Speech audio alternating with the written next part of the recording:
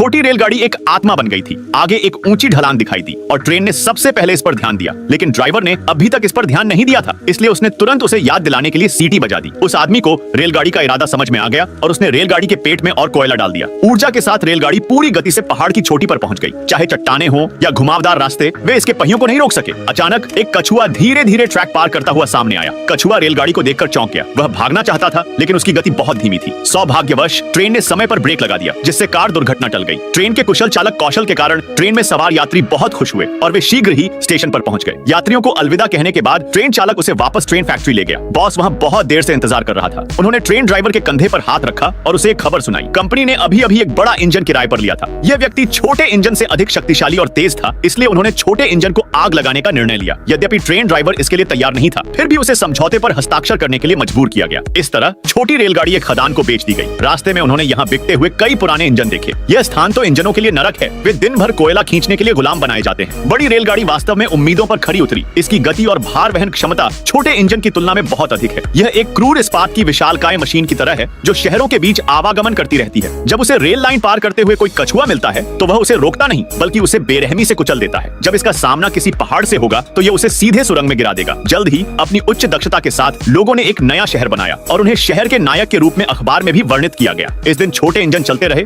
और कोयला ढोने का काम करते रहे। जब बड़ी रेलगाड़ी एक पुल से गुजरी, तो दुर्घटना घट गई। पुल टूट गया और वह पुल के बीच में फंस गया। नीचे एक खाई थी। जैसे ही वह थोड़ा सा हिलता, बड़ी रेलगाड़ी अपने यात्रियों सहित नीचे गिर जाती। जब छोटे लोकोमोटिव ने यह दृश्य देखा, तो वह दास मालिक के अवरोध के बावजूद उसे बचाने के लिए चला गया। उसके शरीर पर बंदूक से वार किया गया, लेकिन उसने इसकी परवाह नहीं की। उन्होंने इंजन को घुमाया और पूरी ट्रेन को टूटे हुए पुल से खींच लिया। छोटी रेलगाड़ी तो बाहर निकलने की कोशिश करने लगी, लेकिन बड़ी रेलगाड़ी अभी भी वहीं फंसी हुई थी। बड़े इंजन पर उसका पुराना साथी, जो रेलगाड़ी का ड्राइवर था, बैठा था, इसलिए छोटी रेलगाड़ी बड़े इंजन को खींचने के लिए वापस चली गई। भारी बड़े इंजन के कारण छोटी रेलगाड़ी थोड़ी थक गई। सौभाग्य से चालक ने समय रहते शक्ति बढ़ा दी और आखिरी सेकंड में छोटी रेलगाड़ी ने बड़े इंजन को सड़क पर खींचने की पूरी कोशिश की, लेकिन अधिक परिश्रम के कारण वह भी स्क्रैप धातु में जा टकराया। छोटी रेलगाड़ी की आत्मा स्वर्ग में प्रवेश कर गई, जहां उसने उन लोगों को देखा जिन्हें उसने बचाया था। छोटी रेलगाड़ी को लगा कि वह मर चुका है, लेकिन वह मरा नहीं था। मैकेनिक के प्रयास से छोटी ट्रेन की मरम्मत हो गई। जब पुल की मरम्मत हुई, तो शहर का भी नवीनीकरण हुआ। अंततः इस छोटी रेलगाड़ी को एक नया काम मिल गया, जो कि एक पर्यटक रेलगाड़ी बन गई।